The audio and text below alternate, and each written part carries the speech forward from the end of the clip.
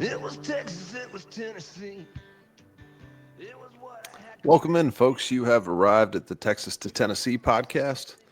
My name's Steve. Right above me is Soul Gravy. This is his place, and we are honored today to have Gabe Lee on with us. Welcome in, Gabe. Thank you, boys. Yep, welcome to the unofficial 49 Winchester fan club over here. But besides, I got, I, Steve. I didn't get the memo, but I Next can't. time, Yeah, I can't run that fast, so it's gonna be tough for me to get my 49 hat. But we'll yeah, forgive you. thank you, appreciate it. Gabe, like I said, we're honored to have you on. Looking forward to getting to ask you a few questions and hopefully getting to know you a little bit better. But if you don't mind, could you take a couple minutes and maybe just give us a little bit of your backstory? Yeah, totally. I appreciate you guys, for reaching out. I haven't put out a record in almost probably 2 years now, and it feels good to have folks still checking in to see if I'm fucking dead or alive. Absolutely. I'm a singer-songwriter based in Nashville, Tennessee. I actually was born and raised here, and I have spent the last 6, 7 years cutting records in Nashville, songwriting, doing the songwriting thing in town. And then just in the last 3, 4 years, been on the road full time as a performer, as an artist, chasing interstate, chasing songwriting, or chasing, music venues, and opening up for different bands and then headlining some of my own stuff.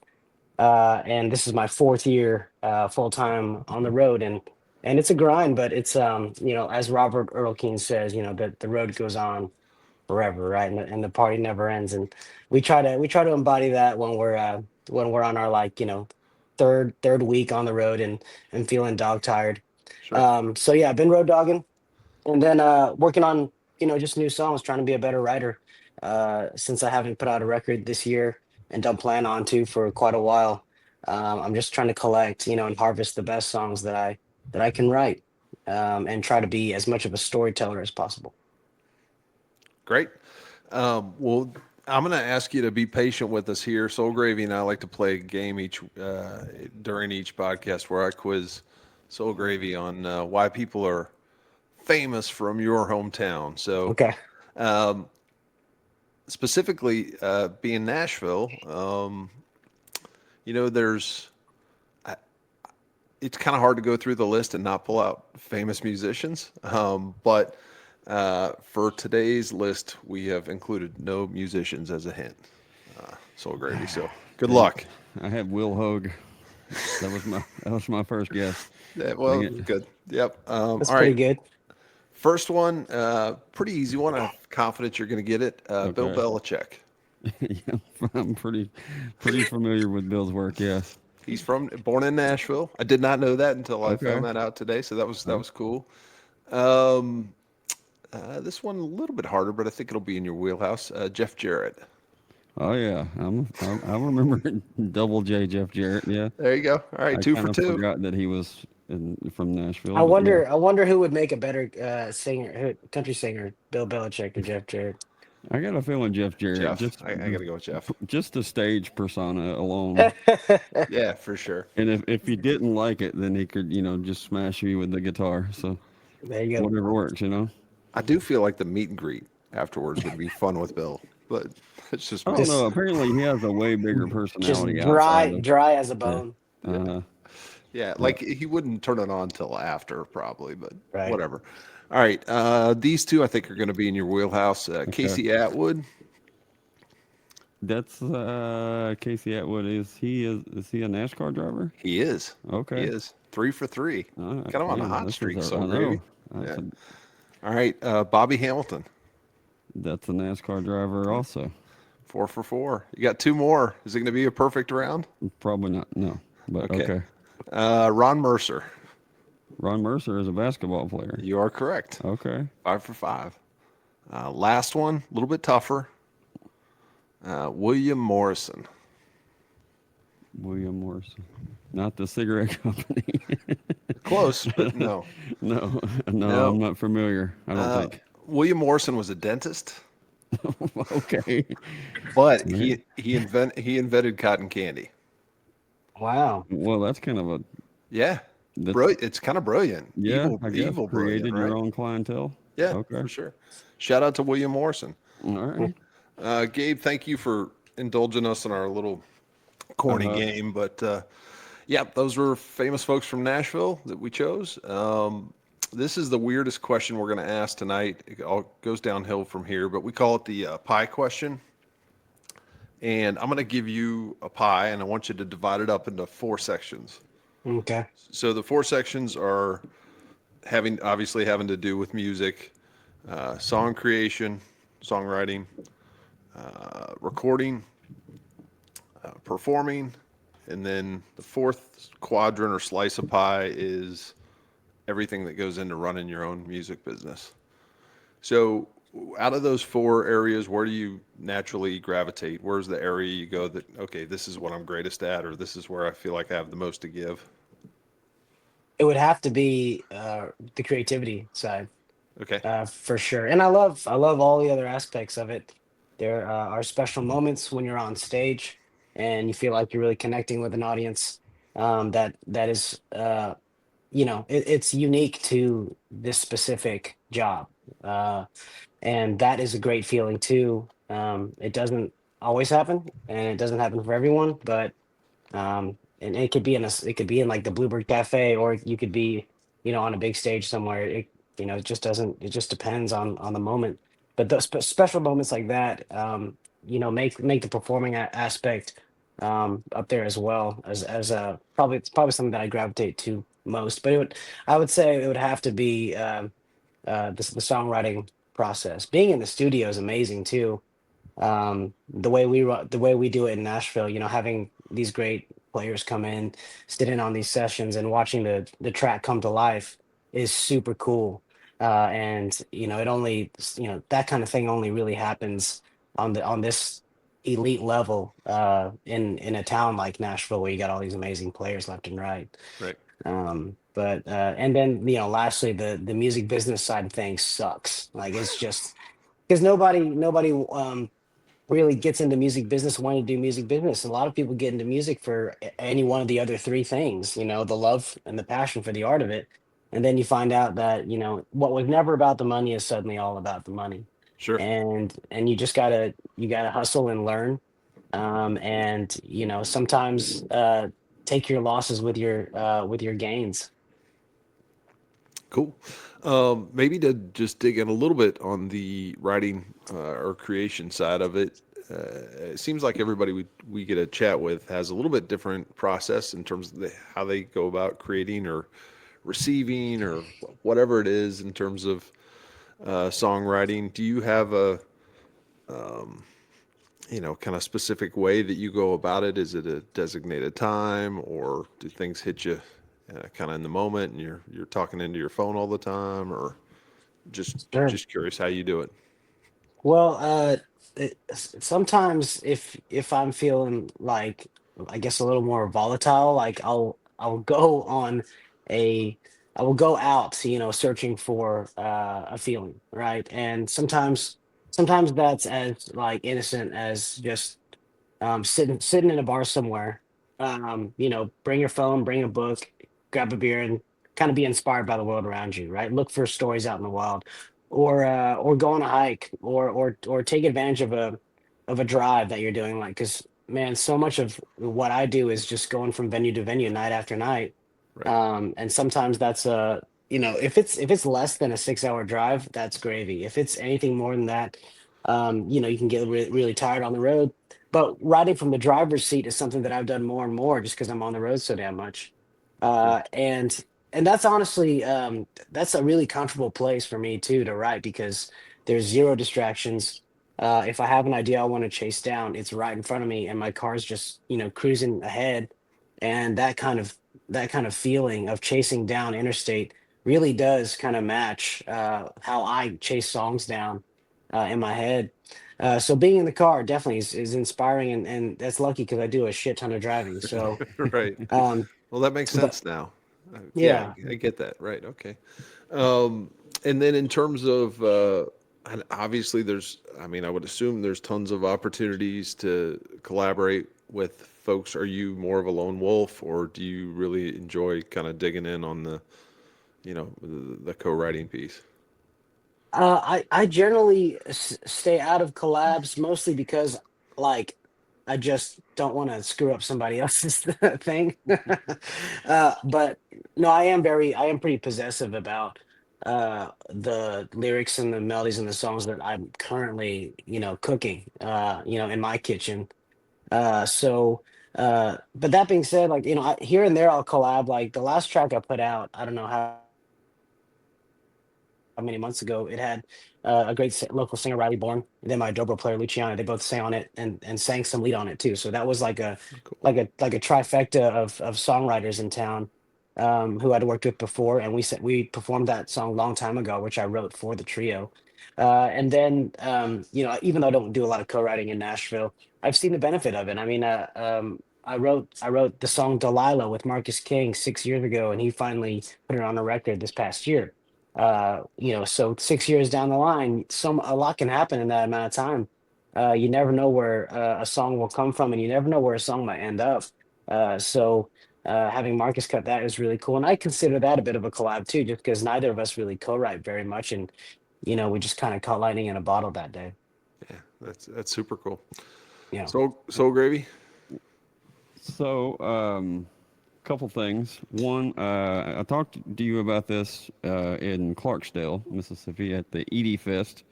I met Gabe first time I met Gabe and heard his music. He was opening for American Aquarium in Memphis.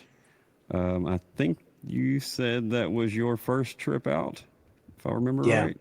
that's right. And that was what was that, 2020, somewhere in that? It Was was that like right out of the COVID gate, and BJ and the boys were starting their tour in Nashville at the Basement East, and were selling out like all of these great clubs in the Southeast. And I think we went towards Texas on that run, but it was like, my first 2 weeks ever on the road, opening for a rock band. And I just got off the road with for another 2 week run with American Aquarium recently, and Mhm. that'll have been my third stint with the guys. And yeah, what a great band, great dudes. And ever since BJ gave me that first opening slot, 5-ish years ago, I've been basically, I quit my bartending job and said peace to like all the other little side gigs I did, and just have been on the road since. So I owed BJ a lot too. I'm very grateful for it. But I also like to say he ruined my life because I can never go back to anything else. That makes sense. So that was your first trip out touring in general. Yeah, yeah, ever. I mean, I probably done like a one-off festival here and there. Gotcha. In the Carolinas. And then high school, middle school talent shows don't count, I guess. So you went from playing around town to following a bus around. I mean that, and pretty much been traveling ever since, right? Yeah, I mean it's like one of the best jobs in the world. I mean, just being able to load in like an open for a band. Like there's zero pressure for the opener, like because BJ is gonna draw a crowd whatever town he goes to. Right. So I load in, I set up my acoustic guitar, tell some jokes, play a few songs, and I get to kind of like, spread my thing and hopefully, steal a few listeners and sell some records. It's the best. And headlining is way different because like, it's your show, and you're responsible for so much more. And you have a lot more on the line. So yeah, I've learned a lot from that dude over the years. That's cool. And speaking of records, I got this one. Oh, there you go. Yeah, I bought Hell this yeah. at that show. Like I said, I didn't know your music beforehand. Then you played, so went and bought it. I believe your now wife was working merch for you. Probably, yeah. Yeah, Yeah, Reagan. and the reason why I like to show this, because part of the reason for this podcast is you said that night, you might not remember, but you shook my hand. You said, "Thanks, man. You helped pay for gas to get to Little Rock." Which we don't think about that stuff. We're just there to catch a show, Yeah. but it's 100, we now, as you talk to people, it does, it Yeah. does, you know what I mean? Yeah. That's the reality of it. Super important. If you're like, and especially that's especially applicable when you're talking about an artist in a certain at a certain level, right? Right. Because like, yeah, if you're Wyatt Flores, if you're Zach Bryan, like, yeah, a record's gonna help, but they're selling hundreds and hundreds and hundreds of records, Right. or hats or T-shirts, whatever it may be. Right. They don't have a problem with slinging merch. So, but with us on a much smaller scale, then yeah, absolutely. Like every one of those records, uh, proportionally, means a lot more to a songwriter 100%. like me, who is I still, even though I've been doing this for 5-6 years, I still consider myself starting out in a lot of ways, because I look at some of the greats that have done it, and they dedicated their whole life to this, and here I am, just at kind of the beginning. Yeah. Well, and the other thing that you've come up on this pod before, um, Yeah.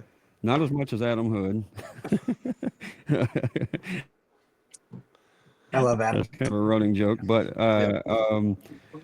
we had a talk with your buddy Zach, and he called you the whole interview. He called you Mr. Gabe Lee.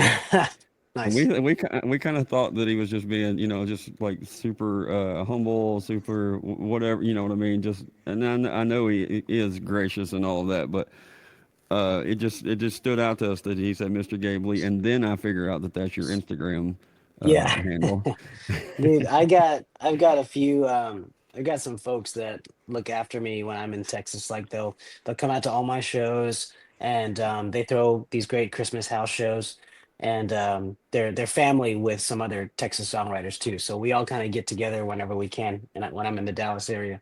And uh this guy, like, he's not in music, he's just a dad, and he's just a fan, right? And he'll text me and call me every now and then just to shoot the shit. And last year he was like, I think you should go by Mr. Gabe Lee. He's like, I think that should be your name on the poster from now on, Mr. Gabe Lee. And I was like, I mean, I don't hate it. No. Uh, at Sometimes some of least the at least people will know what my gender is, right? right. right, right. There'll be no question. There's a ton of bad ideas that come from fans, but that one actually sounds pretty good. Right. Yeah. So, can you talk a little bit about Zach? And I know you've done some work with him also.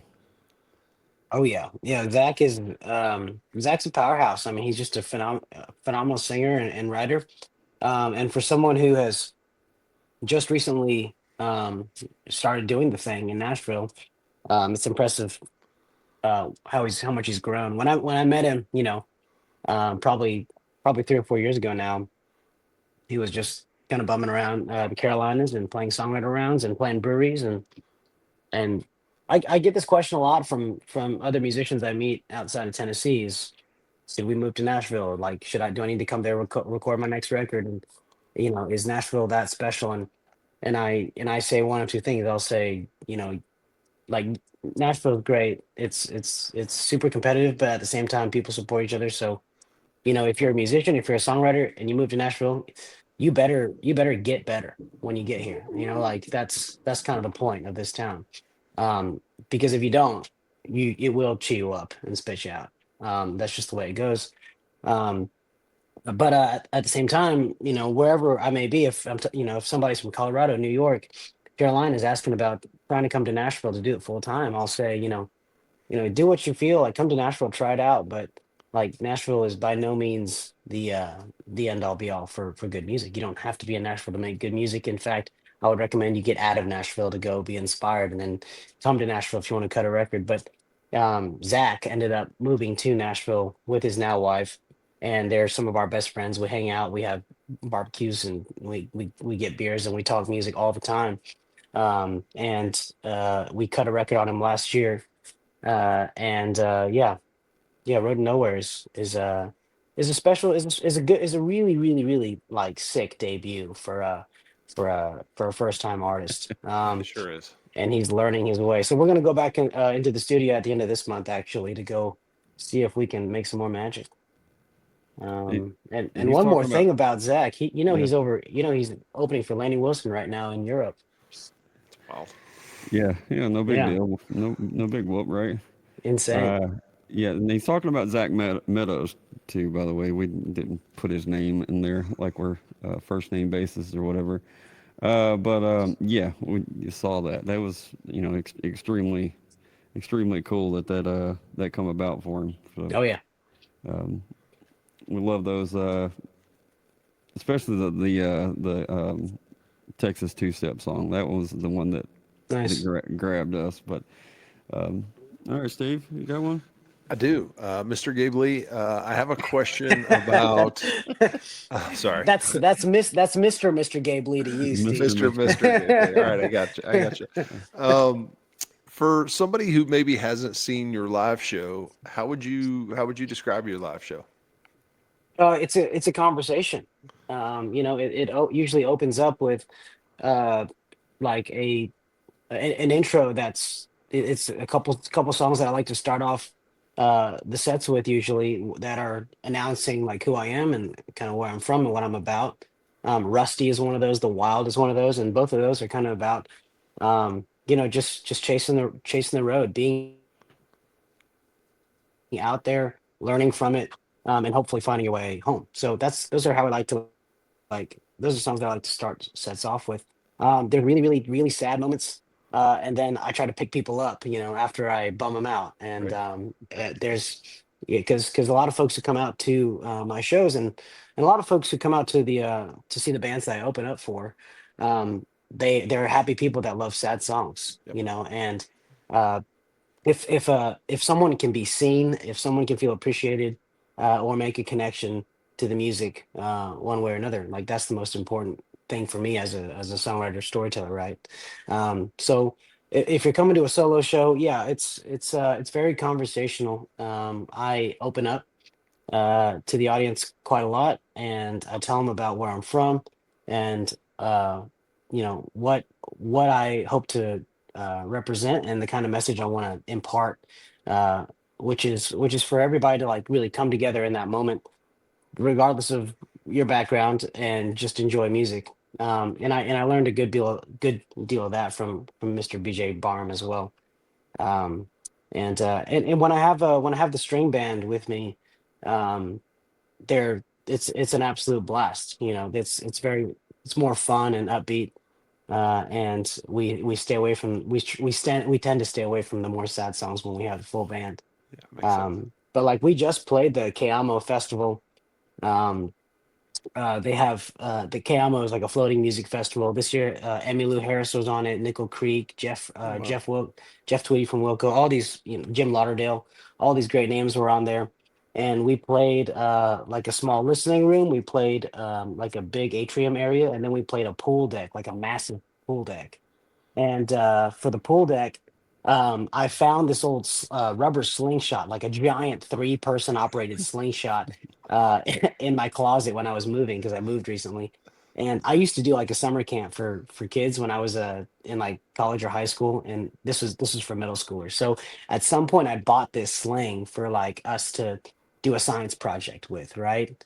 Um, and I found this old sling in the closet. So I built in this moment in the set on the pool deck where I had my fiddle player and my drummer just playing a jig, and my other two bandmates and I, we just shot t-shirts off this pool deck onto different parts of the ship, and it was hilarious. So we I think the solo show is a little more somber and contemplative, and then the full band shows a stark difference, you could say. I'm super excited to cut that from edit that part out because I've got a 3/4 inch shim in the garage that I've been holding on to forever. And Oh this my is a god. perfect example of something that you didn't know. I need to share this with my wife. I'm like, Right. she's always making me throw out stuff, so pretty excited about that. You never know when you're gonna need it, man. That's right. That's right. Clip that, Soul Gravy, if I you wouldn't got it. mind. Okay. All right. And then I'm curious when folks come up to you after the show, what are the, I guess, the most either interesting or common things that people say? I don't know, fans sometimes will say interesting things to you after the show, but just I'm Yeah. curious if there's like a consistent theme in terms of that communication that you get. Right now, I still think I'm being discovered in a lot of ways. Like so, Mm. either folks have kind of they're the regulars of this venue that I'm playing at, and they know they're going to see a good show because they trust the venue, Yep. and they've come regardless of whether it's me or somebody else, but they discover me through that show, and I'm talking like 75 to 100 person listening rooms, like small places, and then I make a connection with that person through a song or performance I get a lot of folks who are like, I just found you for the first time, and that's a good thing to hear. Yep. Even though like there's been zero overnight kind of success for me. Like we've been chipping away for 5 6 years, Right. um, but like building a market on the road is tough business. I mean, you got to hit a town and a venue. I don't know, 5 or 6 times before you can really gain any traction in a place you're not from. Right. So I hear that a lot. Discovery. I hear a lot of folks saying you remind me of John Prine. You get a Okay. lot of folks who have that love for that legacy, and that's something that I'm very proud to hear. That's one of the best compliments I think a songwriter could ever get, right? Yeah. That's great. Um, and and yeah, and then we also get a lot of folks who are just like, how the hell do you exist? Like what is your background? Where are your parents from? Like, why are you singing country music? How are you singing country music? Like when we played in Lake Charles, Louisiana a few weeks ago, I was opening for American Aquarium. It was not your average show. This was like super rich Louisiana folks who built this like top of the line sound stage, and they host shows there, but they're not like normal ticketed shows. Everybody's a donor, Oh, okay. and there's Cool. like maybe 100 people there, but they pull in, they pull in American Aquarium, Hayes Carl, Band of Heathens, all these guys, and pay them a shit ton of money, and just kind of get a private show essentially on this Mm-hmm. soundstage. But it's like all seated, and people eat dinner during it, so it's kind of odd. But when I'd never played in Lake Charles, Louisiana before, and a lot of the folks afterwards were like, "Man, for an Asian guy, you can really sing country music." And I'm like, "Hey, you know what? Like, I'll take it. What's your name? Nice to meet you." And uh, I mean, that's what I'm here doing too. I'm breaking down the walls. I'm showing people something new. Absolutely. Um, a little bit of a follow up. Rough guess on how many live shows you played last year? We're sitting around 170 a year right now. That's a ton. Yeah. Yeah, it is. It is. A lot of these, some of my buddies, like Muscadine Bloodline, 49 Win, American Aquarium, they're all trying to scale back because it's expensive to be on the road. It is. Like, especially when you have a bus and a whole team to care for, and uh, doing the solo singer songwriter thing, like you can kind of float like under the radar a little bit, and your overhead is a lot lower. But a lot of those bands, man, every time I talk to them, they're like, yeah, last year we did 80 shows. This year we're trying to do 60. Try to play bigger, better shows, Yeah. but Right. be on the road A less. little bit less. Yeah. No, Um, that makes sense. but it does take like I think your expectation. If you're starting out as a singer songwriter, as an artist, you're with a band, even your expectation should be to grind it out, because all those bands I just mentioned, they grinded it out for years and years and years and years before they could do that. Yep. Yeah, I was Yeah, gonna say age plays a part of it part in does. those names you were Wear naming and too. tear, So, right? yeah. Yeah. One other kind of follow up question. When you're out on the road that much, um, what kind of wind down process in terms of getting back home? hmm I know that can be tricky when you've been out away. Everything is going on at the house, and you get kind of thrown back into that. Yeah. What's that reassimilation period like, I guess? Well, I just got married, but my wife, when she was my girlfriend for, we did about 4 years, so she's a travel nurse. So Oh, she okay. had spent time, stopping in towns for just a few months at a time, and then picking up and moving Going again. on. Yeah. So that understanding, that shared understanding, has been really helpful. Just when I come off the road and I'm a normal ass human being for about a week, just trying to be a husband and be a son, to my parents, and be a friend to all my buddies who aren't in the music business, who are like, Gabe, like, where have you been, Right. so yeah, it is definitely jarring sometimes, because you'll be on the road for weeks on end. You'll come home and you've been waiting to be back in your own bed, and then within a couple days you're like, all right, I'm ready to go again. So but I do love being at home. Nashville has been home to me, since the day I was born. There's a I think the special thing about being a local is that I have a community that's not surrounded by music, Gotcha. right? Like, I have a community of friends that I can go, bitch about the Titans, for a couple nights, and not have to talk any music, right? Get music off the mind. Yeah. And that enables me to, get back into music and still be excited and love it, because I have a way to depart, right? Yep. Those Um, multiple circles, I think, are important. Sure. And also just, not to be too corny, but the songwriting process, getting an opportunity to sit down on your couch, light one up, or pour a little whiskey and just sit with some of these ideas. That's a great way for me to mellow out if I've been, on 12 planes and rented 3 cars, over the last week, Right. Mm. That you makes know. sense. I think we are about at the halftime Yeah. point. Soul Gravy. All right. I don't know what All you right. chose, but Yeah. we'll find out. No, we'll go with it. We'll go with Marigold. There is another song that I want to talk about, a cover that you did. I know you don't do a ton of covers, but I'd like to talk about it eventually. But well, let's talk about it. Let's talk about the cover now. Then we'll go into Marigold.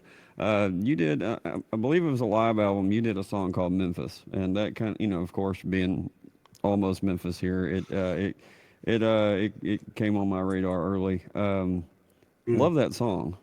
yeah. That's a great song, and like I said, I know you don't do a whole lot of covers. So what? Give the backstory on that song. Yeah, there's a great beer bar in Nashville called Bobby's Idle Hour, and I usually string this kind of anecdote about Bobby's, into a couple different songs. One of them is Memphis, and there's another song called Beverly that I play from time to time. And they're both written by the same guy. His name's Ray Mm-hmm. Sisk. Sisk is his last name. So, if you've been around Nashville, been around the Southeast for a long time, you've probably met Ray at some point. Like, Ray plays around town. He used to tour a lot more than he does now. He's like in his early 70s, maybe, Okay. and just an old, long in the tooth Nashville writer who moved here 40 some odd, 30 some odd years ago to chase the dream. And you know, things didn't really work out for Ray. So he's just kind of hung around the same scene all these years.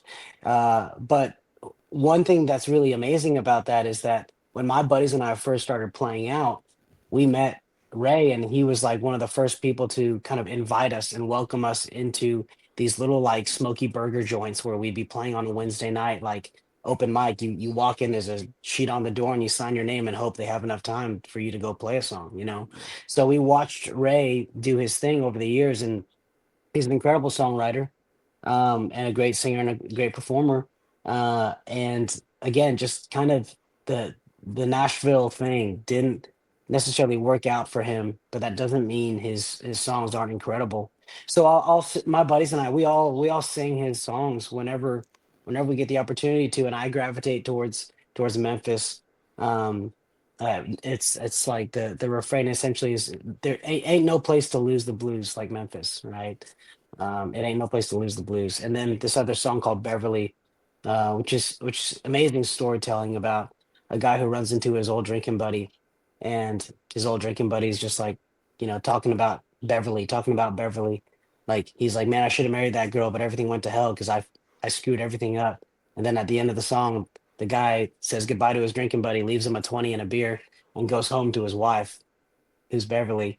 Just incredible storytelling. Gotcha. This guy's Ray Sisk is definitely like a Nashville mainstay. Not a lot of people know about him because he's under the radar, but that's where that song comes from, Memphis. And I'll still play it out from time to time. Yeah. Is that does that happen a lot in Nashville? As far as I mean, is there a lot of those cats that Oh yeah, for sure. that have And just been and around and they, yeah, totally. Now, there's a point to where like you can be in Nashville and you can be if you're good enough, you can be a session player, right? You can hop on other, people's recording sessions and make good money that way. But you have to be really freaking good.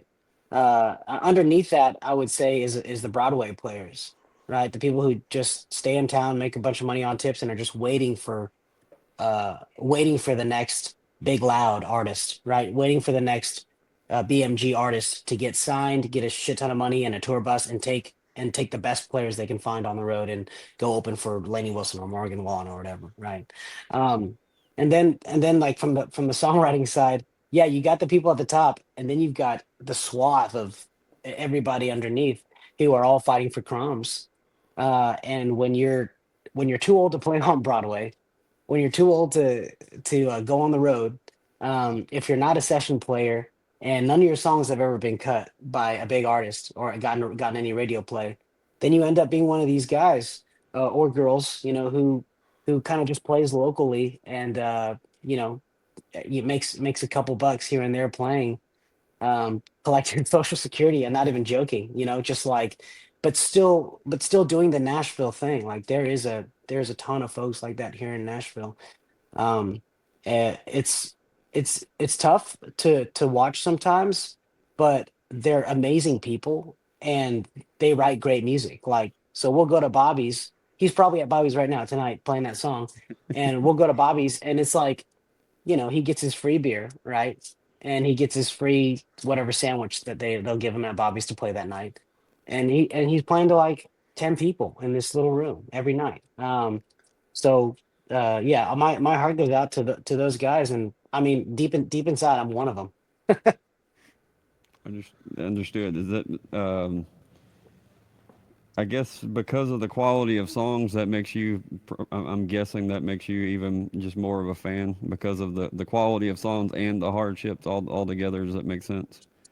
I mean, it's the real deal. They're telling stories about their life, and they're not some young stud who's Right. using, still driving daddy's truck, talking about how hard their life is, how tough it is, how their heart got broke, and like they're still young. Some of these folks are talking about what a hard life they've had, and Right. it's like, well, wait till you see. Give it 10 years, or hell, 20 or 30. So the guys, the folks that I was referring to, I mean, these like old long Hmm. in the tooth songwriters, Right.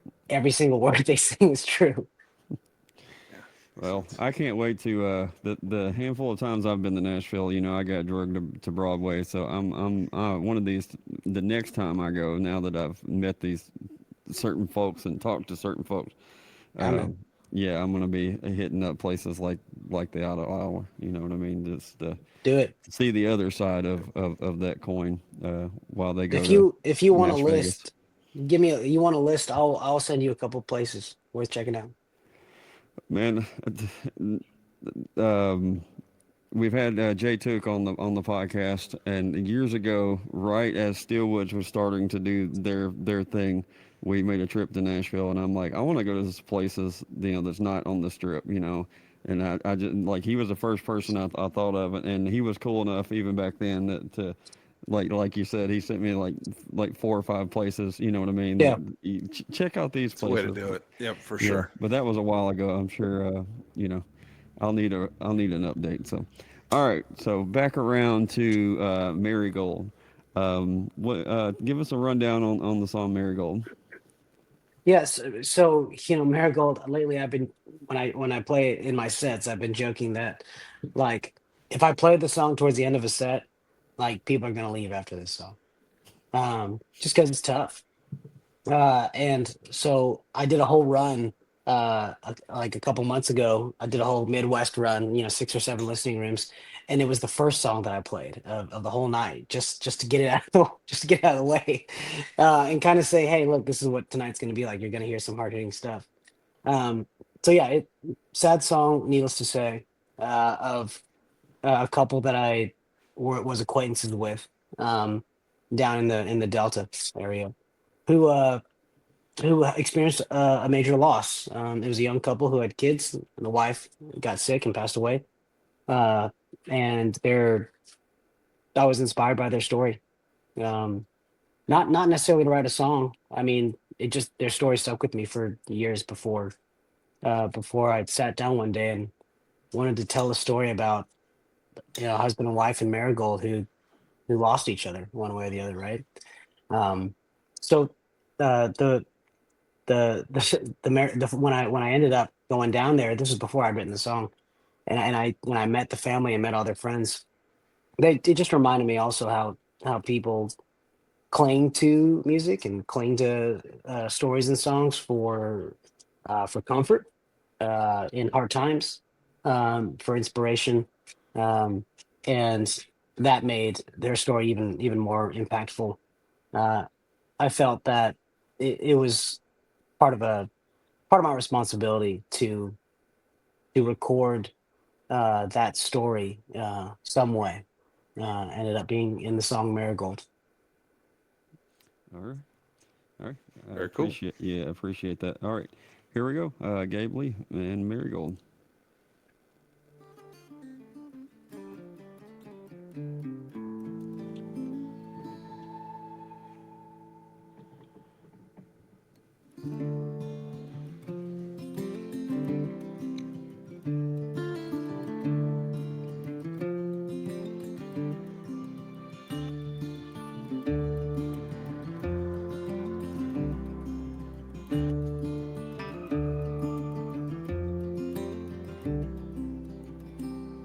It's cold in Mississippi, longest day of the year.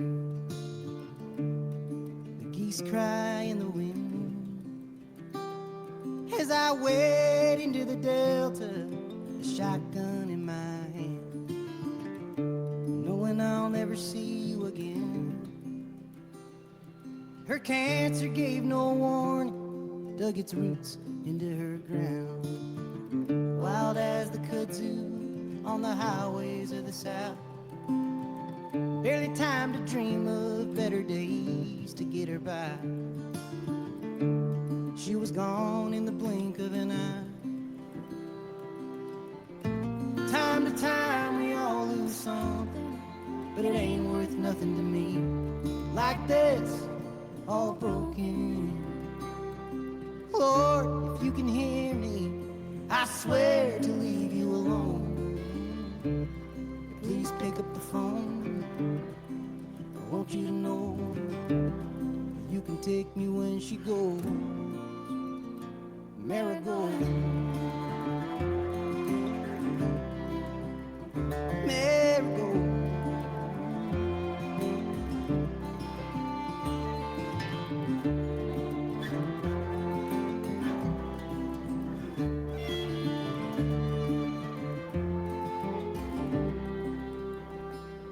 Last spring you cleaned out the cast iron, you hung it up. I've been hungry ever since. Nothing fills me up no more. Drinking sucks. It carves me up just thinking about it. Wish I could take you driving, we'd roll into town. See the Christmas lights up on the square, watching the sun go down, setting fire to the air. No, honey, we ain't gotta go anywhere. Time to time we all lose something, but it ain't worth nothing to me. like this, all broken. Lord, if you can hear me, I swear to leave you alone. But please pick up the phone. I want you to know you can take me when she goes. Marigold, marigold, marigold, marigold.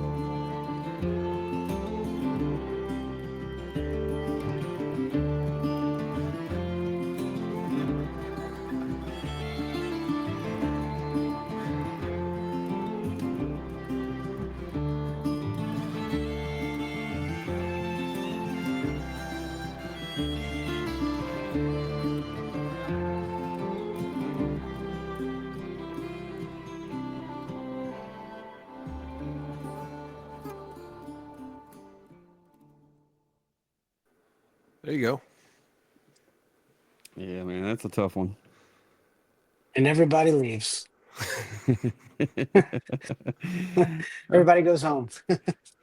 Soul Grave, you'll be happy to know that we added that one to the Friends of Oh, okay. Texas to Tennessee Friends of Texas to Tennessee playlist. So Gotcha. yeah, you're on there with some great company, but congrats, Gabe. I'm sure that's going to be at the top of your list of things that you Right. accomplished today. I can't wait. I can't wait for my plaque. Yeah, it's in the mail. We'll print them off. I do have one I want to slip in before we get to rapid fire because we are Yeah. rapidly arriving at the end, sadly. But I guess I want to know. You touched on this a little bit, but how far out do you plan? Do you plan music? Meaning, uh, hey, I think I want to put out some more music at some point. Mm. How far? That I know that is a process. So Uh, in the when I was putting out records, from the first record in 2019 to Drink the River, the latest one in July of 23, I was moving at a pretty good clip. I mean, I was putting out a record a year. right, So that, and then these days, you gotta tease it with at least 4 singles, 5 singles. So I was on a release cycle for like 4 freaking years. And by the Drink the River, I was kind of sick of it. Just being on the release cycle, like yeah, having your calendar filled up with uh you better post a video about this song. You better post about this. Uh, because it's a lot of work goes behind all of that. And now that I think I was steeped in it for a good long time, being out of it feels really good, like just helping produce other people's records, play my shows on the road. That it's been nice not to have to do that. uh so but man, like I feel like if you've got something good, and if you want to pull a Zach Bryan, if you want to do an iPhone voice memo or do something quick on your computer and put it out, if people like it, they're going to listen to it. So it right, doesn't. I don't think it matters what studio it came out of, uh, or how much necessarily marketing you put behind it. I mean, the music business, uh, industry folks, they're going to tell you the formula, right? They're going to say, you've got to put out this single, and then 2 weeks later, it's got to be this single, and then you've got to do all these marketing tricks. And like, but they don't know.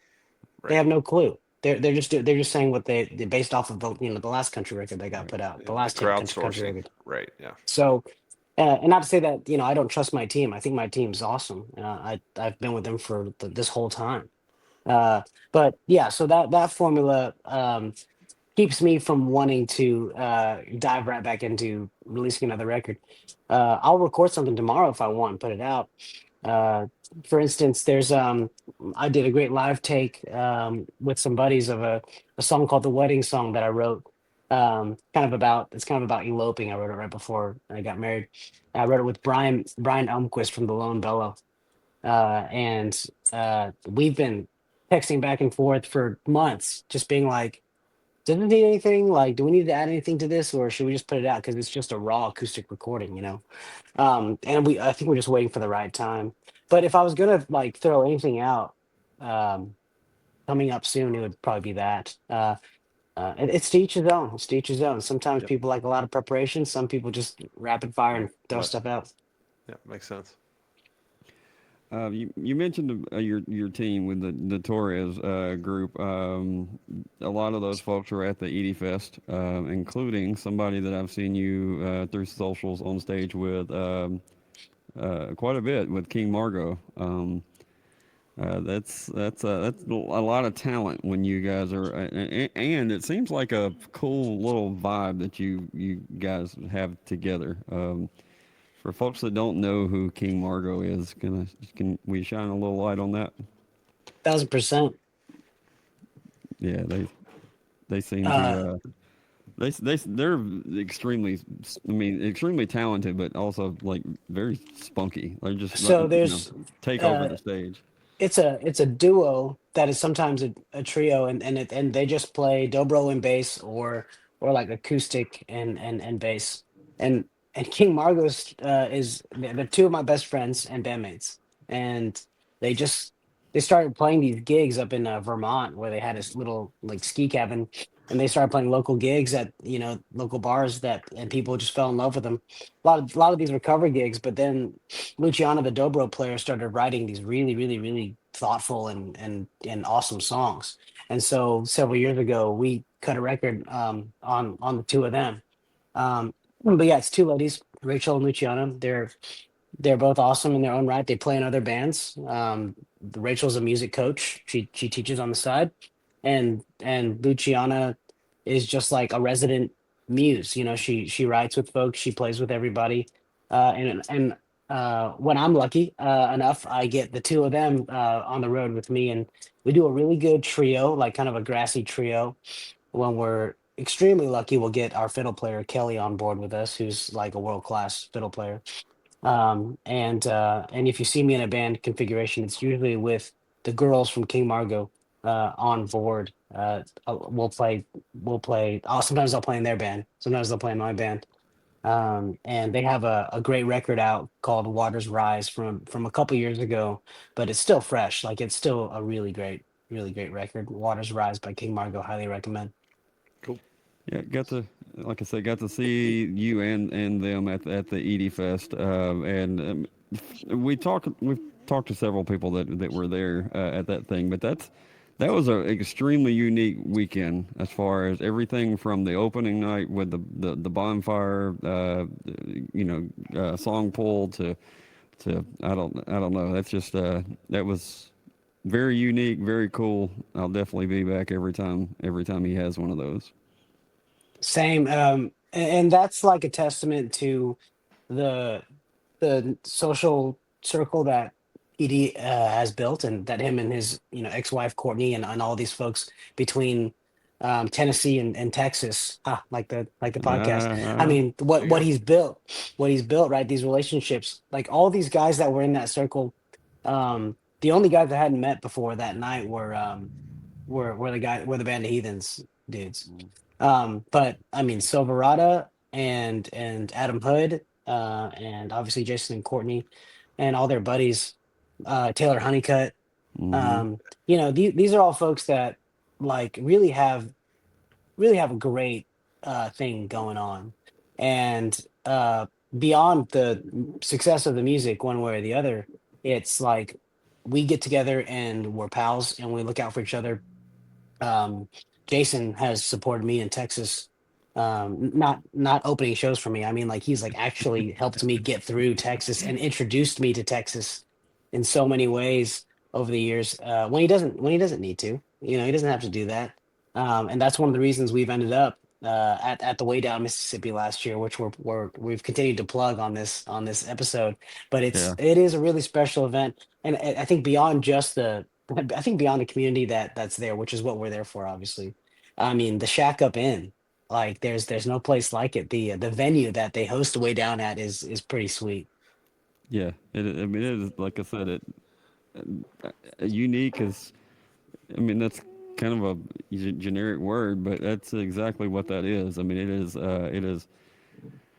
Yeah, like like 50 kind of plantation style shacks, Cabins, yeah, shacks, and with a hotel.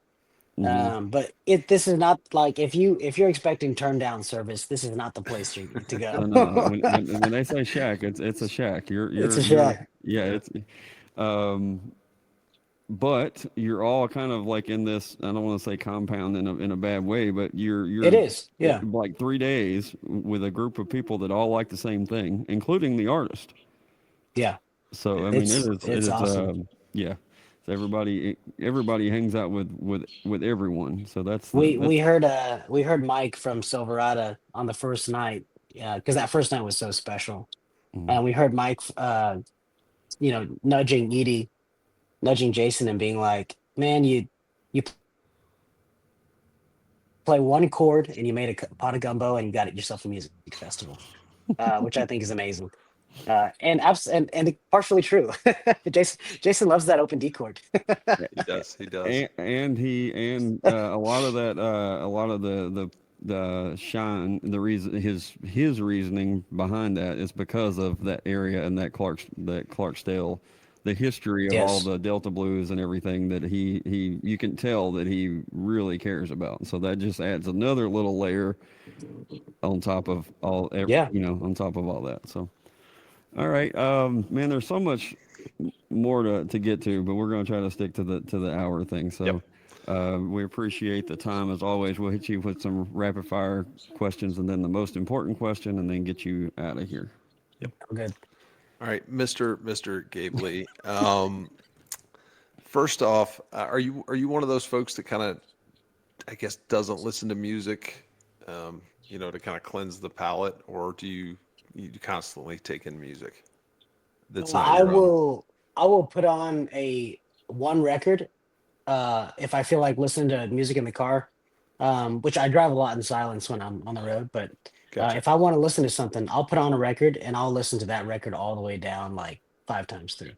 Okay, cool. Well, this You know, this is gonna work then.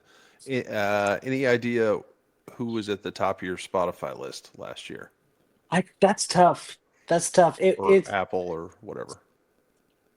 It was probably it might have been 49. It might have been Taylor Honeycutt. I wore her record out too. I'll need to go back and check. Yeah, just But it's one of those. I two. got both of those hats. Yeah, Yeah. two great choices. All right, Desert Island album. You got to take one album with you. Sadly, or maybe not sadly, you're stranded on a desert island. What album is that going to be?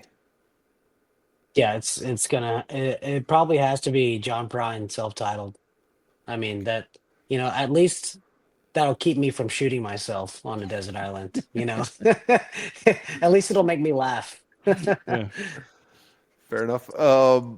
Dinner with one historical figure. You get to pick from everybody that's ever lived.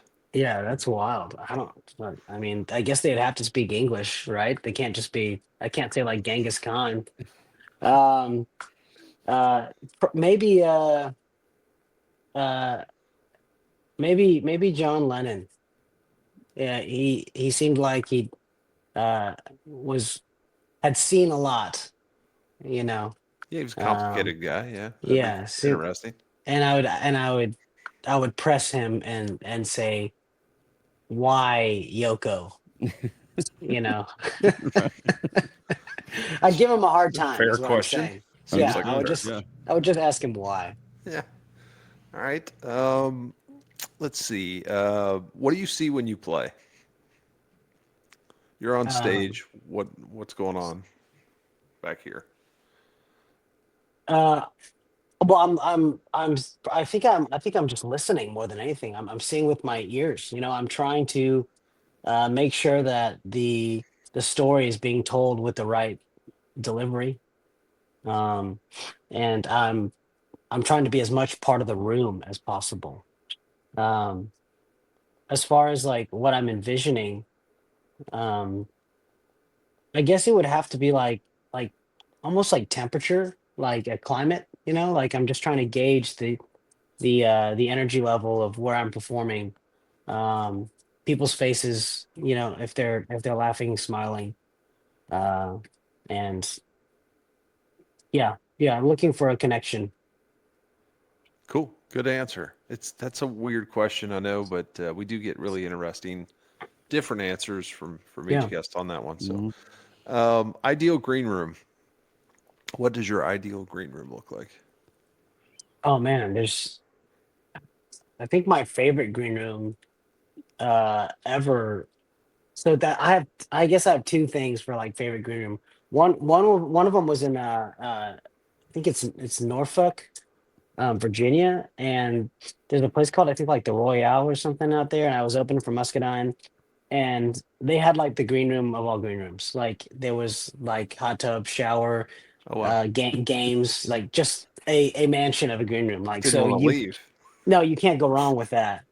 Um, then there's man, when a green room is when a venue's attached to a restaurant and that restaurant is like a killer kitchen, that's like the best thing because they'll usually give you a free plate of hot food Right. and I mean there's a million places we played that are like that. And you feel kind of fancy because you get like a Yeah. steak, you know. Well, especially after being on the road and not always having the greatest options, that's probably a pretty welcome sight. Yeah. When we want to treat ourselves when I'm on the road with the band and we treat ourselves to a nice dinner, it's almost always the vote is almost always Longhorns. Oh, there you go.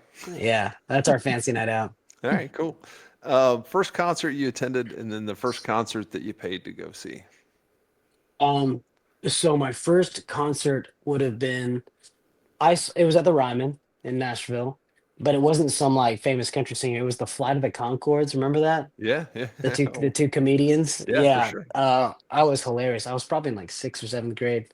On my buddy's dad was a music lawyer and he got us tickets.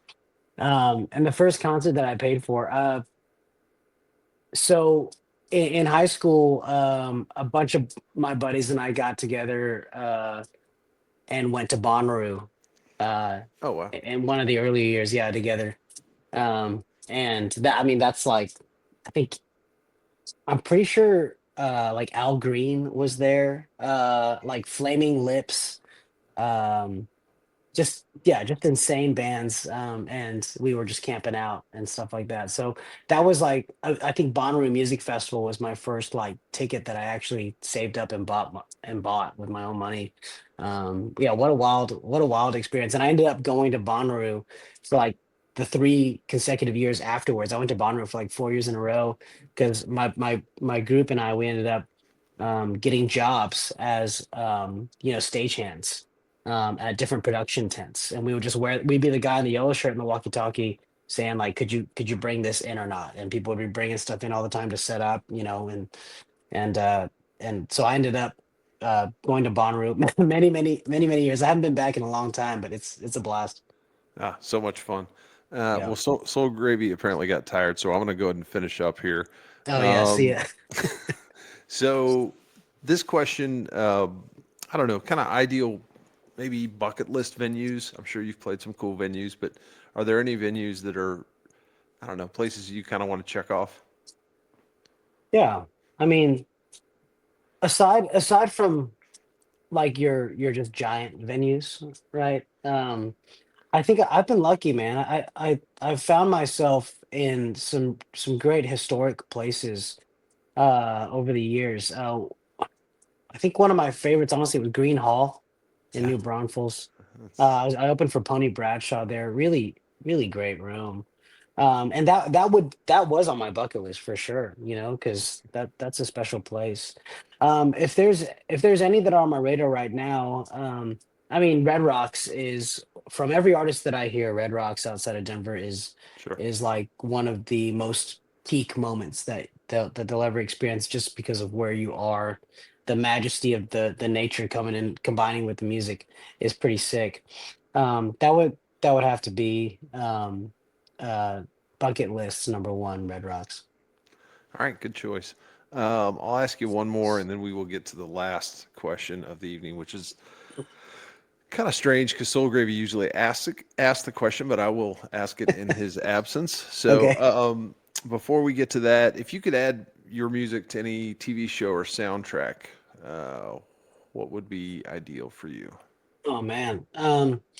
You know, I'm kind of funny when it comes to like movies and shows, I like specific things that I'll go back and watch. Like after having a few months off, I'll go and watch like all of Breaking Bad again, or like Right. all of the Peaky Blinders, or Dexter. I love Dexter. So, but yeah, that I don't know. I've never really pursued the syncing thing as much. My one, oh, he's back. There you go. Well, Just in time. I'm answering your question that Steve asked. Uh-oh. No. We haven't gotten to it yet. Oh, okay, we okay. want I'll, extra I'll still insight. let you. I'll still let you. All right, do that's fine. that. I'll ask it. Yeah. Sorry, I would Gabe. I would say back to storytellers and how much they mean to me. If I was to have a song in any media, uh, I would choose a film, any film directed by Tarantino. Oh, yeah. Because mostly because, well, A, because he's a storyteller, B, because he knows how to use the soundtrack in a very specific way, in a very specific moment, that's impactful and not just background music. Throwing it in. Yeah. I absolutely love that as well about him. So Yeah. great answer. Well, since this is the first time I get to ask the question, I'm really, really excited. This started as a joke on our first episode, and now we are required to ask the question. Oh boy. Mr. Gabe Lee, what is your favorite Little Debbie snack? Oh man. You know, I yeah, it's tough. I like those. Wait, hold on. So Little Debbie, I make sure I'm not getting it mixed up. But I do like. Are we talking about like the zebra cakes? Yeah, those are Little Are those Debbie's. Hostess or are those Little Those are Debbie? Little Debbie's. Yeah, Yep. I though probably either those or well, and then Twinkie, right? Twinkie That's is Hostess. Yeah. that's Hostess. Yeah, Okay, yeah. so it's got to be it's the zebra cakes. Yeah. Well done. Well done. Came through What's in the yours? clutch. What's yours? Mine is an oatmeal cream pie. Mine is Yeah, a fudge round, but I pay for my own. He does. we're all over the place. Yeah, I We don't we are. know. I think there's just there's because I probably haven't had one in 20 years. I just right. think there's like a sentimental thing. Like we would we not Tennessee, like we don't have a beach. We would, if we wanted to hop on the lake, that was cool, whatever. But if we wanted to go to the beach, the closest beach is Orange Beach or Gulf Shores, Alabama. And so Hmm. we'd go down there, and that was the only time. Like my parents were I mean they were pretty healthy, so like we weren't eating a lot of like sugary cereals and all that crap, and we were lucky if we got Pop Tarts. And so but when we went to the beach, like we would be able to get like one dessert from the grocery store, and for some reason zebra cakes Yeah. it just takes me back to that. That's a great memory. Well, Gabe, we are also pining for a Little Debbie sponsorship, so that's Right. why we asked the question. But Good. times are a little rough over here.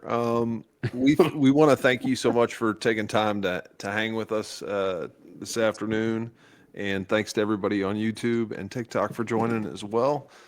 If you wouldn't mind, make sure you go to Mr. Gabe Lee's Spotify or Apple or wherever you stream music and give him a follow. If he asks you to pre-save, do that. Find him on socials under Mr. Gabe Lee. Um, we appreciate everybody's support, but thank you so much for taking time and joining us today. Thank you.